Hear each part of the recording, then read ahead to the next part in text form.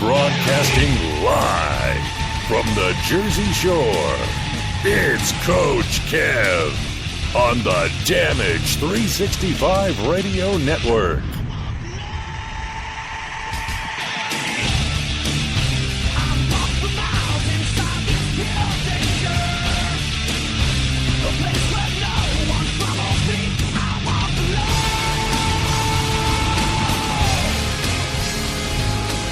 Welcome back, everybody, to another episode of Damage 365 Radio. This is episode number 47. I am joined for the first time in nearly a half a year by not only Nick the Beard, but JT's in the house. Ladies and gentlemen, please welcome them both back together in one show, 1 month, and 1/4 of the year. The real number 8 JT and Nick the Beard. Welcome to the show, gentlemen.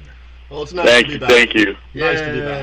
Yay, lady! It's good to have all of us on one show, finally. Yes. It's about to hit the fan. It's about to hit the fan. But Let's get it going, then. Damage 365 Radio is broadcasting live from Spreaker.com and also archived immediately on our YouTube account at youtube.com/Damage365 Archives, where we can be reached 24 hours a day, 7 days a week. We want to thank everybody who was just tuning in to Real Sports Talk with Kenny Kluska, also live on the Spreaker.com network, as he is part of the Damage 365 Radio Network. He's doing a great job giving you the NBA Eastern Conference preview this week. And I'm sure each week he'll break it down conference by conference. We'll have to listen to it a little later on to see where the New York Knickerbockers, led by Phil Jackson and Derek Fisher, where they will rank according to Kenny Kluska. Well, when your team's led by the president of basketball operations and your coach, something's wrong. Well, let me say one thing. Phil Jackson has a track record, and Phil Jackson has a track record of winning. So you got to give him a benefit of doubt, and he's got to have. Derek Fisher's got more rings than half the NBA right now. So yeah. I mean, he's no Robert Horry, but he is Derek Fisher. Yeah, exactly. Give him a jersey, not a suit. Oh my God! Give him a walker with some wheels. Just here, Derek. Just push your way up the sideline. They'll make some new rules. You can't touch the walker. We have a great show as always. We got some birthdays and shout outs out there today. We're going to recap last night's Jersey Championship Wrestling live from Brick, New Jersey. Then, as always, when we return from our commercial break, we'll have our guest of the day. He is the reinforcer. Indy Star Andrew Anderson will join us live around the 6:25 hour. And next week we have another great guest, and we'll break that down later on in the show. But without further ado, I ask you to put that Giants and Cowboys game on mute, because it's tied 14-14, and, well, I personally don't give a rat's ass about the game. But put it on mute. Give us 45 minutes of your time. Refill that alcoholic beverage or that Diet Coke on the rocks. And we'll lead you to the end of the fourth quarter of that game with some real excitement. So hang in there.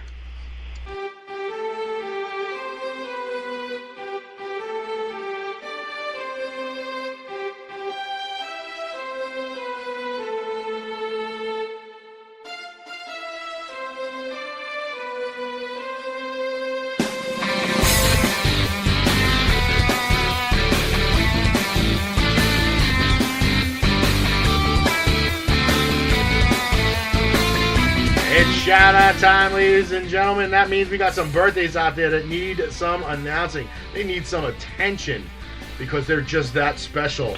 Happy birthday to Damage infielder number 3, Annette Cannonzaro. Happy birthday, Annette. We miss you. Can't wait to get those Damage jerseys back on and get out there and make some magic happen. Happy birthday to Damage alum Nick Antonucci. Happy birthday, Nick. Happy birthday to Mets broadcaster Keith Hernandez. Happy birthday, Mex. 1986 world champion. for our New York Metropolitans. Happy birthday goes out to today's guest. He's celebrating a birthday this week, Andrew Anderson. And a happy birthday to Warriors of Wrestling's president, Joe Bellini. Happy birthday to Joe. I had to explain to him exactly what the comment meant of him being shaped like a fire hydrant that I said last week. What did you mean? I said it on Wednesday's VOC Nation's Pandemonium show. We recapped Warriors of Wrestling, and being shaped like a fire hydrant means you're short and broad, kind of like built like a little brick shit house. Yes. So he didn't understand it, but I had to explain it to him. But don't get in his way. He's you don't want to get in the way of a fire hydrant like it's that. like So. you guys have watched Masters of the Universe, He-Man. Yeah. He was like Ram Man. Okay. You're gonna have to explain that one next. He put his head down and he just rammed through everybody. Opponents, doors, walls, people, chairs. That doesn't matter. Abdul Nasir. Doesn't matter. Anybody. Just keep on moving. But speaking about recaps, we want to recap last night's action live from Brick, New Jersey that myself and JT attended. And it'll be broken down today by Nick DeBeard. He's going to give us the match. We'll do the match result and then we'll give you a little inside the match with myself and JT. So we're all involved here. So Jersey Championship Wrestling live from Brick, New Jersey last night that featured the hardcore legend Mick Foley, who was in the house. And let's get this party started, Nick. Give us our first match. First match of the night was the selfie superstar, Too Hot Steve Scott. He took on the Grim Reaper, and obviously the selfie superstar was victorious over the Grim Reaper with the Shining Wizard. What do you guys have to say about that match? I will say that it wasn't the Shining Wizard. It wasn't the Shining Wizard. I was corrected. Oh. I was corrected by Steve Scott himself, not only in a Facebook comment, but he actually came to our table to say that whoever posted that gave it the wrong move. It was a kick to the knee to the face. I needed a face. Yes. Oh, okay, gotcha. So we'll call it let's see, a flash photography. You got hit with the flash photography. There you go. There you go. Got to come up with some slick camera lingo there for Steve Scott. Hey, there were more selfies taken in that match, and I think I've seen in a very long time. He took a selfie, giving the Grim Reaper a bulldog, which was pretty funny. It was a little sloppy at the beginning. You could tell that some of these guys that had a little layover, having wrestled in a couple weeks, but they pulled it together about midway, and they had a great ending with Steve Scott victorious. It was good to see him back in the ring too, because he's coming back from injury. He injured himself pretty bad a couple of months ago. I believe it was a shoulder. He had a shoulder. He had a concussion. Yeah, and, he had multiple concussions. He had two concussions back to back. Yep. He stepped in though, and he did his thing. He did his thing, and the fans loved it as always. They love Steve Scott when he comes out and takes pictures of himself with the crowd, and he takes pictures of himself. In the middle of the match, it's pretty funny. So Damage 365 Radio still waiting for this. Yeah, selfie. I'm still waiting for this damn selfie. I mean, he's promised it's been almost 2 years. Just lay on our table. All right, match number 2. Match number 2 saw the Players Club, Damian Darling and Eric Andretti. They took on the Down Boys, Anthony and Steve, and unfortunately, two of our favorite wrestlers, Anthony and Steve, the Down Boys, unfortunately, they got beat by the Players Club and the Double Last Ride. How would that match turn out for you guys? Well, as it started off as always with Danny DeManto, running his mouth, trashing the crowd, doing his whole cowboy rant because the Cowboys and Giants are playing each other.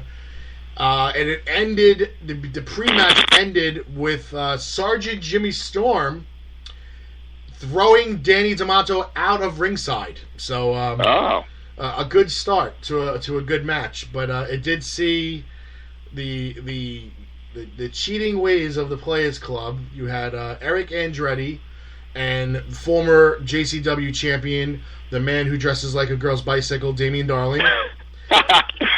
They were victorious over the Down Boys, but of course, there was a little shenanigans that as there always are. It always is, But, push comes to shove, who won the match, right? You know who won the match. It was a good match, though. A high-flying match, quick pace, up-tempo.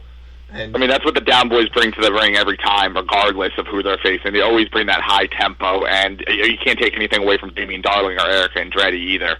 Both those guys are extremely, extremely talented. So, yeah, and I never got to see a finisher like that.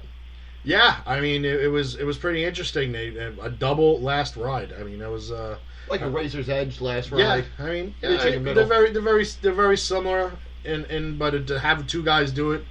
So it was pretty interesting, but all right, moving on to the next match. All right, moving on, we had Steve Mack take on Kyle the Beast, and Steve Mack ended up beating Kyle the Beast in what you explained as a very fast-paced and high-energy match. Very high-impact match. A lot of high-impact moves. A lot of bone-crushing moves. That would for a guy the size of Kyle the Beast, I've seen him really. For a guy like Kyle the Beast, his size, he's always in very, very hard-hitting, fast-paced matches.